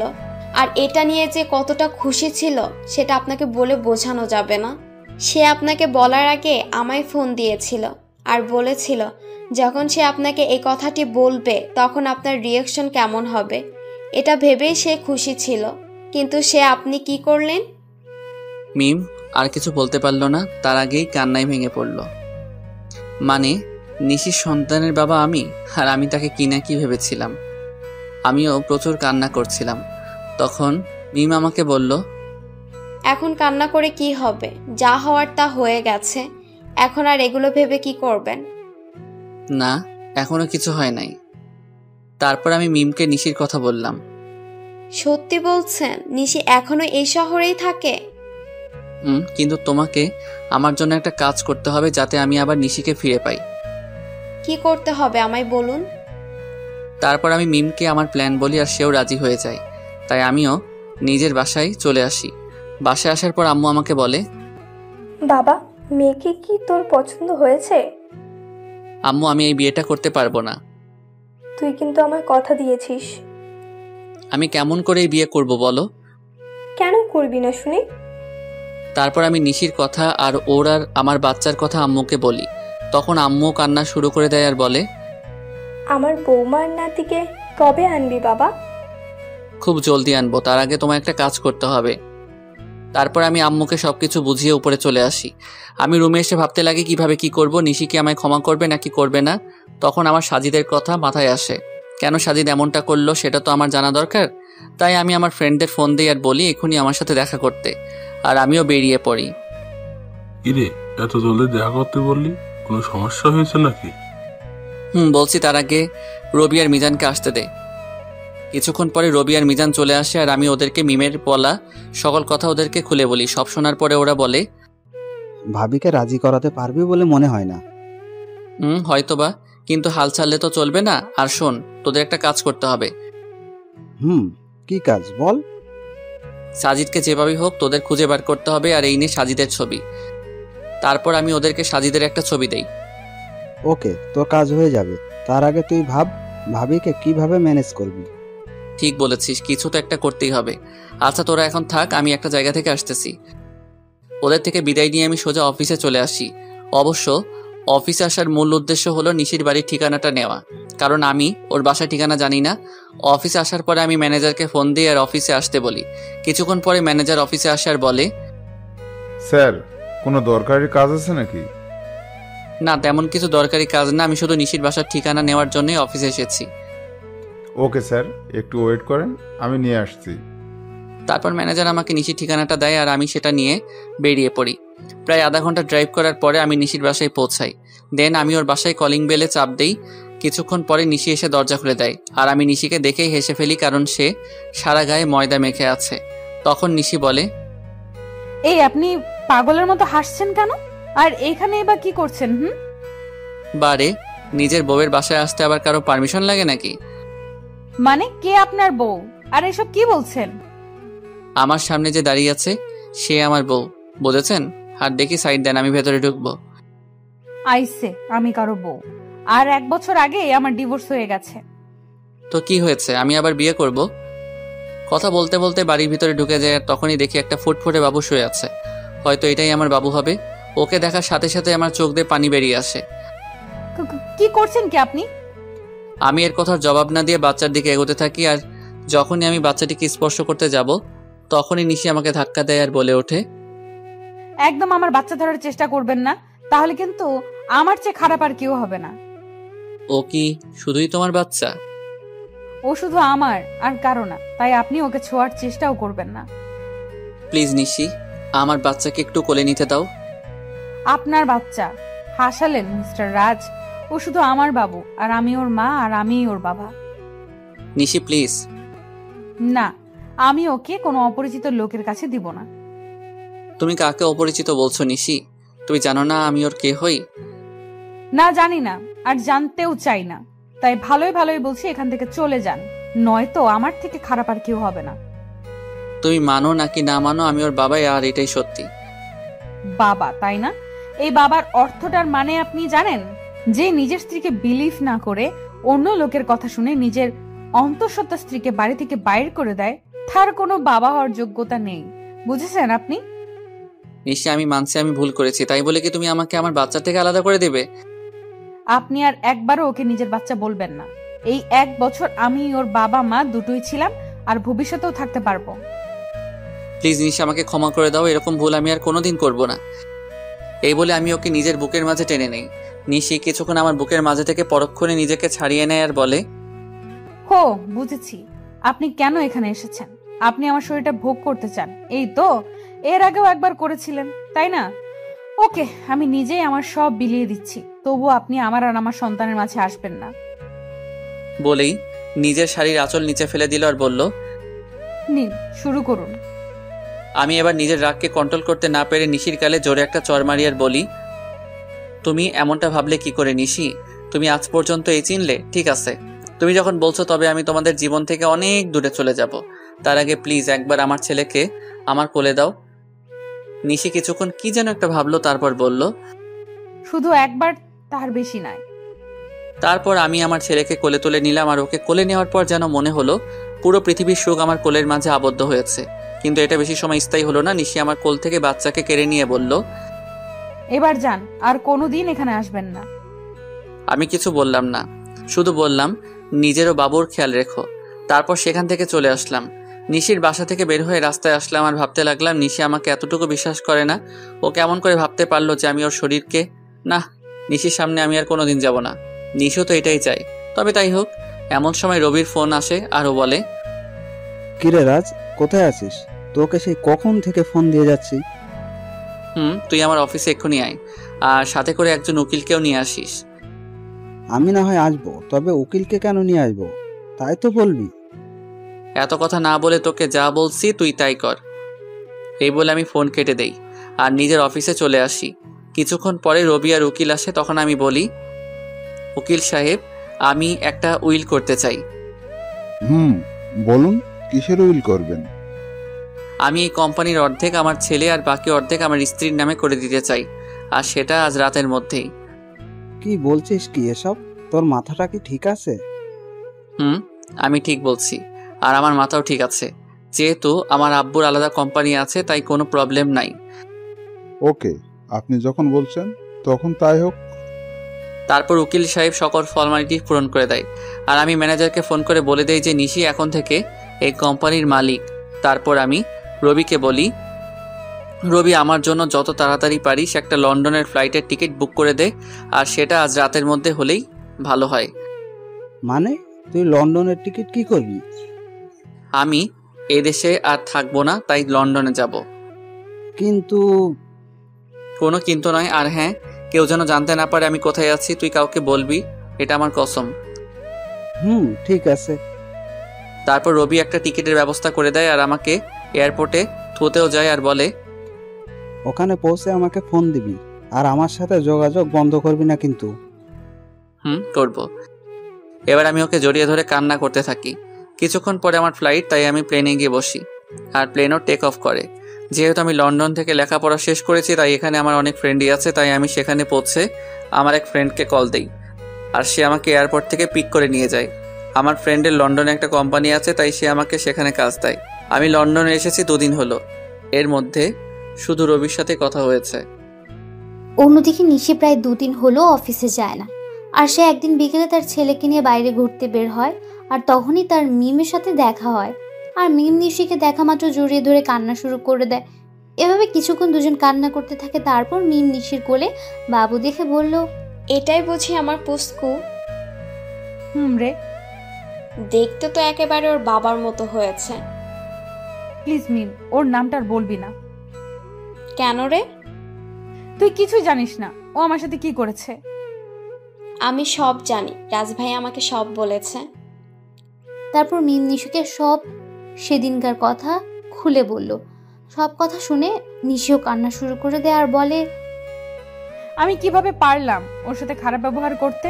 তাহলে কি সেদিন ও এই কথাটাই বলতে এসেছিল? তুই কি বলছিস? আমি কিছুই বুঝতে পারছি না। কাইন্ডলি একটু পরিষ্কার করে বলবি যে কার সাথে খারাপ ব্যবহার করেছিস? বলছি। তারপর নিশু সেদিন ঘটে যাওয়া ওর আর রাজের সকল ঘটনাগুলো বলে। সব কথা শোনার পরে মিম বলে, যা হওয়ার হয়ে গেছে, তুই কালকে গিয়ে রাজভাইয়ের কাছে মাপ চাইবি। ওকে আমায় মাফ করবে? অবশ্যই করবে। আর এখন বাড়িতে যা, কাল দেখা হচ্ছে। তারপর নিশি ও তার ছেলে বাড়িতে চলে আসে। বাড়িতে আসার পর থেকে নিশি অনেকটা খুশি, কারণ ভালোবাসার মানুষকে ফিরে পাওয়া। নিশি ভাবতে শুরু করে দিয়েছে কালকে কি হবে, কিন্তু নিশি হয়তো এটা জানে না যে কালকে তার জন্য কি অপেক্ষা করছে। পরের দিন সকালে নিশি একদম রাজের পছন্দ মতো সাজলো। নীল শাড়ি, নীল চুড়ি, হালকা মেকআপ, কিন্তু ঠোঁটে কোনো প্রকার লিপস্টিক দেয়নি, কারণ রাজ লিপস্টিক দেওয়া পছন্দ করে না। সাজগোজ শেষে নিশি নিজেকে নিজেই দেখে লজ্জা পাচ্ছে, কারণ আজ প্রায় 1 বছর পরে ও এরকম ভাবে সাজলো। কিছুক্ষণ নিজেকে আয়নায় দেখার পরেই নিশি অফিসের উদ্দেশ্যে রওনা দেয়।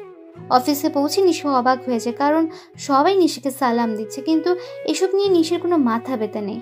সে শুধু তার প্রিয় মানুষটির অপেক্ষা করতে লাগলো। নিশি অফিসে এসেছে প্রায় ঘন্টাখানেক হলো, কিন্তু এখনো রাজ আসেনি। তাই এবার নিশির বেশ চিন্তা হচ্ছে। তাই সে ম্যানেজারের কাছে যায় আর বলল, আচ্ছা, এখনো রাজ অফিসে আসে নাই কেন? রাজ স্যার তো গত 3 দিন ধরে অফিসে আসছে না ম্যাম। মানে অফিসে আসে না কেন? আর আপনি আমাকে ম্যাম কেন বলছেন? অফিসের বসকে ম্যাম বলবো না তো আর কি বলবো? কি বলছেন এসব? আর কে অফিসের বস? আপনি আমাদের অফিসের নতুন বস, আর এই অফিসটা আপনার ও আপনার ছেলের নামে রাজ স্যার লিখে দিয়ে গেছেন। মানে লিখে দিয়ে গেছে? কোথায় গেছে উনি? সেটা তো আমি জানি না, আর গত 3 দিন ধরে ওনার ফোনটাও বন্ধ দেখাচ্ছে। কি বলছেন এগুলো? ওনার ফোন বন্ধ দেখাচ্ছে মানে? আমি ঠিক বলছি। তারপর ম্যানেজার চলে গেল। ম্যানেজারের কথা শুনে নিশি ধপাস করে চেয়ারে বসে পড়লো আর ভাবতে লাগলো, তাহলে কে আবার রাজকে হারিয়ে ফেললো? না, এ হতে পারে না, রাজকে কিছুতেই হারাতে দেবে না সে। তারপর নিশি অফিস থেকে বের হয়ে গেল আর ওর বাসায় চলে গেল। বাসায় গিয়ে নিজের ছেলেকে নিয়ে রাজের বাসায় চলে আসলো। আর যেহেতু রাজের মা জানে যে নিশি আর রাজ একটা ছেলে আছে তাদের, তাই তিনি নিশিকে দেখা মাত্র কাছে টেনে নেন আর বললেন, কোথায় ছিলি মা এতদিন? আমাদের কথা কি একবারও মনে পড়েনি? মা, মনে তো অনেক পড়েছে, কিন্তু আসার অধিকারটা ছিল না। হয়েছে, আর বলতে হবে না। আর এটাই কি আমার দাদু ভাই? আম্মু। তারপর সবাই মেহমতকে নিয়ে ব্যস্ত হয়ে পড়লো। কিছুক্ষণ পর নিশি বলে, আম্মু তোমার ছেলে কই গো? ও আমাকে অনেক জ্বালিয়েছে, আজ তার বদলা নেব। মানে রাজ তোর সাথে আসেনি? সে তো বলেছিল তোকে নিয়ে বাসায় আসবে, তাই আমি ওকে কোনো ফোন দিইনি। ও 3 দিন ধরে আমার সাথে দেখাই করে নাই, আর অফিসেও যায় নাই, তাই আমি মনে করলাম যে ও বাসায় আছে। এখন রাজের আম্মু কান্না করছে। তারা সবাই ভাবছে যে রাজ কোথায় গেল। অন্যদিকে রাজ লন্ডনে গিয়ে তার বন্ধুর বাসায় উঠেছে, আর আজ তার অফিসের প্রথম দিন, তাই সে অফিসের জন্য তৈরি হয়ে বের হবে। তারপর রাজ আর ইব্রাহিম, রাজের বন্ধু, অফিসের উদ্দেশ্যে রওনা দেয়। অফিসে পৌঁছে রাজ অবাক না হয়ে পারল না, কারণ আমাদের অফিসের বস হলো নীলা। সে আমাকে দেখা মাত্র আমায় এসে জড়িয়ে ধরে আর বলে, আরে রাজ, কেমন আছো তুমি? আলহামদুলিল্লাহ ভালোই আছি, তুমি কেমন আছো? ভালো ছিলাম না, কিন্তু এখন থাকবো। মানে তুমি কি বললে বুঝতে পারলাম না। আমি বললাম যে আমিও ভালো আছি। তা আঙ্কেল আন্টি কেমন আছে? তারাও ভালোই আছে, যদিও আমি জানি না যে তারা কেমন আছে। তা কি মনে করে তোমাদের কোম্পানি ছেড়ে এখানে জয়েন করলে? এমনি গো, তেমন কিছু না। ওকে রাজ, তোমার সাথে পরে কথা হবে, এখন একটা মিটিং আছে তাই যেতে হবে। বাই। তারপর নীলা চলে গেল। এখন আপনারা হয়তো ভাবছেন নীলাকে আর আমি বা নীলাকে কেমন করে চিনি, তাই তো? তাহলে শুনুন, নীলা, আমি আর ইব্রাহিম একই সাথে পড়তাম, তাই আমি আর ওকে চিনি। আর আমি নীলাকে সবসময় নিজের বন্ধুই ভাবতাম, কিন্তু একদিন নীলা আমাকে এসে প্রপোজ করে, কিন্তু আমি এসব পছন্দ করতাম না, তাই আমি ওকে নিষেধ করে দেই। কিন্তু নীলা আমায় প্রতিদিন প্রপোজ করতে থাকে, তাই আমি তাকে বলি নেক্সট টাইম যদি সে আমায় প্রপোজ করে তাহলে আমি ওর সাথে আর বন্ধুত্ব রাখতে পারবো না।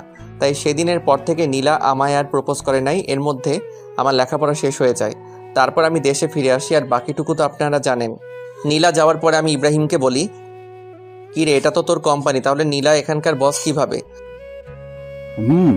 এটা আমার কোম্পানি, কিন্তু এর মালিক আমরা দুজন, আমি আর নীলা। তো তুই আমাকে আগে বলতে পারলি না যে এখানে নীলাও আছে? তাহলে আসছি না, তাই তো? এর জন্যই তো নীলার কথা আমি তোকে আগে বলি নাই।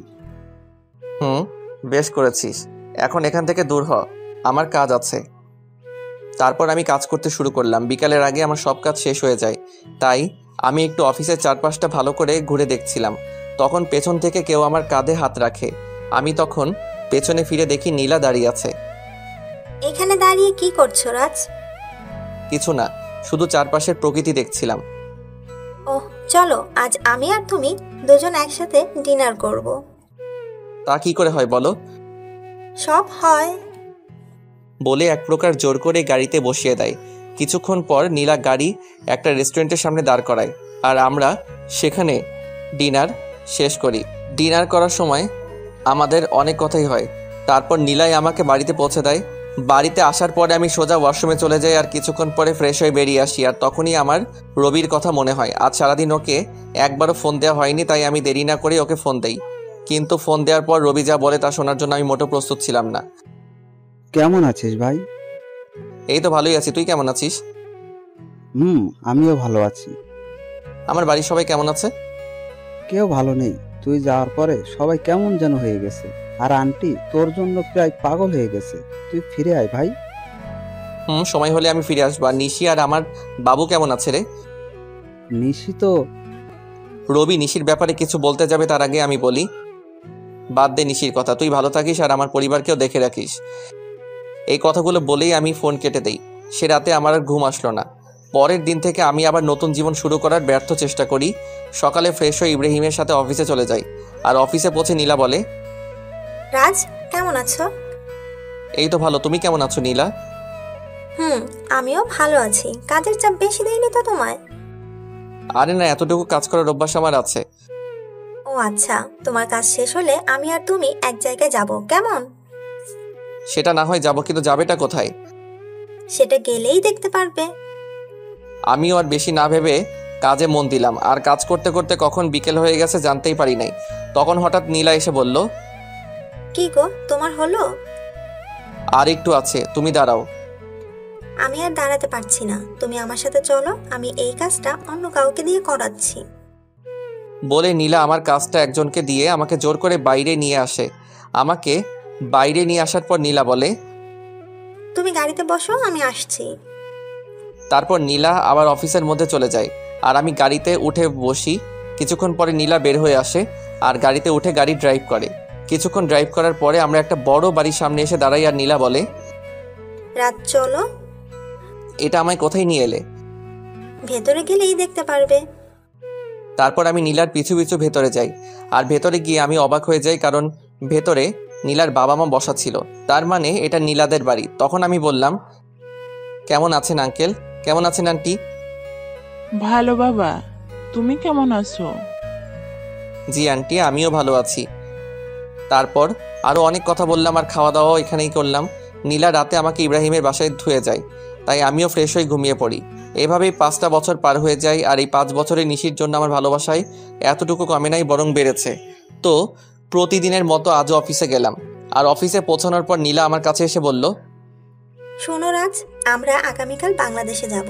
সেখানে একটা মিটিং আছে আর আমার সাথে তুমিও যাবে। তাই তোমার যা যা প্রয়োজন তুমি আজ বাসায় গিয়ে প্যাকিং করে নাও, আর কাল সকালে আমাদের ফ্লাইট। ওকে ঠিক আছে। কেন জানি আমি ওকে মানা করতে পারলাম না। হয়তো অনেকদিন পর দেশে ফিরবো, এর জন্যই সেদিনকার মতো অফিস করে বাসায় চলে আসলাম। তারপর আমি আমার কিছু জিনিস প্যাকিং করে রাখলাম। পরের দিন সকালেই আমি আর নীলা বাংলাদেশে চলে আসলাম আর আমি ওখানকার যে কোম্পানির সাথে মিটিং হবে সেখানে গেলাম। আমি সেখানে গিয়ে আরও বেশি অবাক হয়ে যাই, কারণ এটা আর কারো না, আমার বাবার কোম্পানি, যার সাথে আমাদের মিটিং হবে। আমি কি করব তাই ভেবে পাচ্ছিলাম না। একবার মনে করলাম যে মিটিংটা অ্যাটেন্ড করব না, কিন্তু পরক্ষণে কী যেন হলো, আমি মিটিং প্লেসে চলে গেলাম। সেখানে গিয়ে আমি দেখি আমার বাবা একটা চেয়ারে বসা আছে আর তার চেহারাটা কেমন যেন শুকিয়ে গেছে। তো আমি সেখানে গিয়ে সবার সাথে মত বিনিময় করলাম। আর আমি যখনই বাবার কাছে গেলাম তখন বাবা আমাকে দেখা মাত্র জড়িয়ে ধরল আর বলল, কোথায় ছিলি বাবা এতদিন? আমাদের কথা কি তোর একটুও মনে পড়ে নাই? বাবা, অনেক মনে পড়েছে, কিন্তু আমি যে অপারগ ছিলাম। এখন আমার সাথে তুই বাসায় যাবি। তোকে দেখলে তোর আম্মু অনেক খুশি হবে।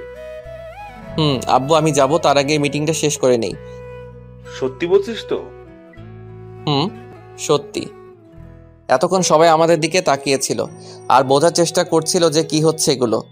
এমনি নীলাও অবাক হয়ে গিয়েছে, কারণ সেও আমার বাবাকে চিনে না। তাই সে আমার কাছে এসে বলল, তুমি বিজনেসম্যান নাজমুল সাহেবের ছেলে? তুমি এত বড় বিজনেসম্যানের ছেলে হয়ে আমাদের কোম্পানিতে একজন সাধারণ স্টাফ হয়ে কাজ কেন করছিলে? এর একটা কারণ আছে যেটা তুমি জানো না। কি কারণ আছে রাজ? মিটিং শেষ হোক, তারপর না হয় বলি। ওকে ঠিক আছে। নীলার অবাক হওয়ায় স্বাভাবিক, কারণ এই 5 বছরে আমি নীলাকে একবারের জন্য আমার আসল পরিচয়টা বলি নাই, যদিও সে জানতো আমাদের একটা কোম্পানি আছে। তারপর আমরা মিটিং শেষ করে বাহির হলাম আর তখনই আমার চোখ গেল একটা বাচ্চার উপর। বয়স আর কত হবে, 5-6 বছর হয়তো, কিন্তু ওকে দেখে মনে হচ্ছে কতদিনের না চেনা। তাই আমি ওর কাছে যাই আর বলি, বাবা তোমার নাম কি? কিন্তু ছেলেটা আমাকে অবাক করে দিয়ে পাপা বলে আমায় জড়ায় ধরে। কে তোমার পাপা? তুমি তো আমার পাপা, আমার মামুনি বলছে। আর জানো পাপা, তোমার জন্য আমার মামুনি প্রতিদিন কান্না করে। কে তোমার মামুনি বাবা? তখন ছেলেটি হাত দিয়ে একজনকে দেখিয়ে দেয়, আর সেটা আর কেউ না, সেটা হলো নিশি। মানে ছেলেটি আমার আর নিশি সন্তান। তার জন্য কি ওর জন্য এত টান অনুভব হইতেছিল? তখনই নিশি আমাদের সামনে চলে আসে আর আমাকে দেখে সে খানিকটা স্তব্ধ হয়ে যায়, কিন্তু পরক্ষণে আমায় জড়িয়ে ধরে কান্না করে দেয়। কিন্তু তখন হঠাৎ নীলা কোথায় থেকে যেন চলে আসে আর নিশিকে আমার বুকে দেখে ও নিশিকে তুলে ওর গালে 2টো চড় বসায় দেয় আর বলে, এই মেয়ে, তোমার লজ্জা করে না অন্যের স্বামীকে জড়াই ধরতে? অন্যের স্বামী মানে? হ্যাঁ, তুমি যাকে জড়াই ধরছো সে আমার হাজবেন্ড হয়। ও সরি, আমায় ক্ষমা করে দিয়েন। আর মিস্টার রাজ, আপনার ছেলেকে দেখে রাখবেন। এই কথা বলে নিশি বাইরে দৌড় দিল। আমিও নিশির পিছু পিছু গেলাম, কিন্তু আমি যেতে একটু দেরি করে ফেলেছিলাম, কারণ নিশি একটা কারের হাতে ধাক্কা খেয়েছে আর ওর মাথা থেকে প্রচুর ব্লিডিং হচ্ছে। আমি কি করব কিছুই বুঝতে পারছিলাম না। আর বাইরে এসে দেখি নিশির মাথা থেকে প্রচুর ব্লিডিং হচ্ছে। আমি কি করব না করব কিছুই বুঝতে পারছিলাম না। আমার মনে হচ্ছিল যেন আমি আমার জীবনের সবচেয়ে মূল্যবান কিছু হারাতে যাচ্ছি। তাই আমি গিয়ে নিশিকে আমার কোলে তুলে নেই আর হসপিটালের দিকে দৌড়াতে শুরু করলাম। আর তখন কে যেন একটা কার নিয়ে এসে বলল উঠতে। তাই আমি দেরি না করে কারে উঠে বসি আর কিছুক্ষণের মধ্যেই হসপিটালে পৌঁছে যাই। আর ডক্টররা নিশিকে নিয়ে ওটিতে চলে যায়। তাই আমি কারওয়ালাকে ধন্যবাদ দিতে যাই আর গিয়ে দেখি সেটা আর অন্য কেউ না, আমার বন্ধু মামুন। আর মামুনকে দেখা মাত্র আমি কান্নায় ভেঙে পড়ি আর বলি, আমার নিশির কিছু হবে না তো? ওর যে কিছু হলে আমি বাঁচবো না রে। নিশির কিছু হবে না। আর তুই এভাবে ভেঙে পড়ছিস কেন?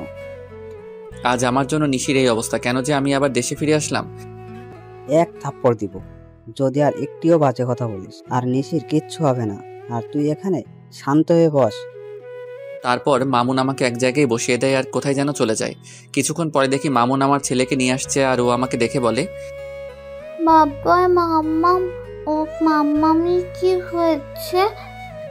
তোমার মাম্মামের কিছু হয়নি বাবা, তুমি আমার কাছে এসো তো। তারপর আমি আমার ছেলেকে বুকের মাঝে জড়াই ধরি। কিছুক্ষণ পরে ডক্টর ওটি থেকে বাহির হয় আর বলে, আপনাদের ভাগ্য অনেক ভালো বলতে হবে, নয়তো রোগীকে যে অবস্থায় এখানে আনা হয়েছে আমরা তো মনে করেছিলাম ওনাকে বাঁচানো সম্ভব হবে না, কিন্তু আল্লাহর অশেষ রহমতে উনি এখন সুস্থ আছে। আপনাকে অনেক ধন্যবাদ ডক্টর সাহেব, আমার নিশিকে ফিরিয়ে দেওয়ার জন্য। আরে এটা তো আমাদের কর্তব্য। আমি কি ওর সাথে দেখা করতে পারি? না, আপনি 6 ঘন্টা পরে ওনার সঙ্গে দেখা করতে পারবেন, আর তাছাড়া ওনার এখন সেন্স নেই। ওকে ডক্টর। ডক্টরের সাথে কথা শেষ করে এসে আমি আমার ছেলের কাছে বসি। আমি আর আমার ছেলে বসে আছি, তখন কেউ পেছন থেকে আমার নাম ধরে ডাক দেয়।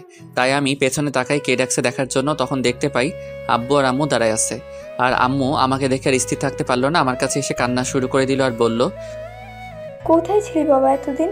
আমাদের কথা কি তোর একটুও মনে পড়ে না? আম্মু, মনে তো সবসময় পড়তো, কিন্তু আসার উপায় ছিল না। আর এই যে দেখো আমি এসে গেছি, আর কোথাও যাব না। সত্যি তো? সত্যি। তখন একজন নার্স এসে খবর দিল যে নিশির সেন্স পেয়েছে। তাই আমি আর দেরি না করে নিশির কেবিনে ঢুকে গেলাম। আমার পিছু পিছু বাকি সবাইও চলে এসেছে, কিন্তু নিশি আমাকে দেখে তার মুখটা অন্যদিকে ঘুরিয়ে নিল। সবাই নিশির সাথে কথা বলছে আর নিশি সেগুলোর উত্তর শুধু হ্যাঁ অথবা নাতে দিচ্ছে, কিন্তু সে আমার দিকে একবারও তাকাচ্ছে না। এতে আমার অনেকটাই খারাপ লাগে। তাই আমি সবাইকে বলি, আমি আর নিশিকে একা কথা বলতে চাই, তাই প্লিজ সবাই যদি একটু বাইরে যেতে। অবশ্যই। তারপর সবাই বাইরে চলে যায় আর আমি নিশির পাশে গিয়ে বসি আর ওর হাত আমার হাতের মুঠোর মধ্যে নেই আর বলি, নিশি আমি সরি। কথা বলবেন আমার সাথে? ঠিক আছে, তাহলে আমি চলে যাচ্ছি। আমি যখন উঠতে যাব তখন নিশি আমার হাতটা ধরে ফেলে আর আমি ওর দিকে তাকিয়ে দেখেও কান্না করছে। আরে পাগলি, কান্না করছো কেন? খুব খারাপ, শুধু আমায় কষ্ট দেন। বুঝলাম মনের ভিতর অনেক অভিমান জমা হয়ে আছে। গো, আমি খুব খারাপ, আর আমি ওয়াদা করছি আজকের পর থেকে তোমায় আর কখনো কষ্ট দিব না। এইভাবে বললে আমি বিলিভ করব না। তাহলে কিভাবে বলবো? কান ধরে বলেন। ওকে শোনাবো, এই তো কান ধরলাম। ওই ফাজিল, আমি কি আমার কান ধরতে বলেছি নাকি? তো কি হলো? আর ছেড়ে যাবে না তো? কখনো না। পাগলিটাও আমার বুকের মধ্যে মিশে গেল। ঠিক তখনই নীলা কেবিনে আসলো আর নিশি নীলাকে দেখা মাত্র আমাকে আরো শক্ত করে জড়িয়ে ধরলো। ওর মতে ও যদি আমায় ছেড়ে দিলেই হারিয়ে যাব। ভয় পেও না নিশি, আমি তো শুধু ক্ষমা চাইতে এসেছি। আসলে আমি জানতাম না যে রাজ তোমার কে হয়, তাই ওই কথাগুলো বলে ফেলেছিলাম। It's okay. Thank you Nishi, and good bye. বলে নীলা চলে যায়। তখন আমি নিশিকে বলি, বাবু তুমি এখন রেস্ট নাও, তুমি এখন অনেকটাই উইক। তারপর নিশি আমার হাতটা ধরে বাচ্চাদের মতো ঘুমিয়ে পড়ে। প্রায় 15 দিন পর নিশিকে রিলিজ দেওয়া হয় আর নিশির পুরোপুরি সুস্থ হতে প্রায় 1 মাস সময় লাগে। আর এই 1 মাস কেটেছে নিশির সাথে দুষ্টমি করতে করতে। একদিন রাতে আমি আর নিশি ছাদে বসেছিলাম, তখন নিশির কি যেন মনে হলো আর সে আমার কোলের উপরে উঠে এসে বসলো আর আমার গাল জড়ায় ধরে বলল, আমার একটা ফুটফুটে মেয়ে চাই, দিবেন? দিব। ও আমি ওর ঘাড়ে আমার নাক ডুবিয়ে গন্ধ নিচ্ছি আর কথাগুলো বলছিলাম, কেমন যেন নেশা ধরানো গন্ধ। তখন নিশি হঠাৎ করে ওর 2 হাত দিয়ে আমার মাথা উঁচু করে ওর ঠোঁট আর আমার ঠোঁট এক করে দেয় আর পাগলের মতো চুষতে থাকে। নিশির এমন কাজ দেখে আমি খানিকটা অবাক হলেও পরক্ষণেই নিজেকে সামলে নেই আর ওর কোমরটা জড়িয়ে ধরে নিজের দিকে টেনে আনি আর ওর ঠোঁট চুষতে থাকি। এভাবে প্রায় 10 মিনিট ছিলাম। তারপর আমি নিশির পাজাখোলা করে তুলে নিয়ে রুমের মধ্যে আসি আর পা দিয়ে দরজাটা লাগিয়ে দিই। তারপর নিশিকে বিছানায় শুয়ে দিয়ে নিজের শার্টের বোতামগুলো খুলি আর শার্টটা দূরে ছুঁড়ে মারি। তারপর নিশির ওপর উঠে ওর ঘাড় সহ সারা শরীরে কিস করি, সাথে হালকা কামড় দেই। ফলে নিশি হালকা চিৎকার করছিল। তারপর আমি আস্তে আস্তে নিশির ব্লাউজের হুক খুলি আর নিশি আবেশ আমাকে জড়ায় ধরে। তারপর আর কমুনা, সবাই নিজে থেকেই বুঝে নেন গা।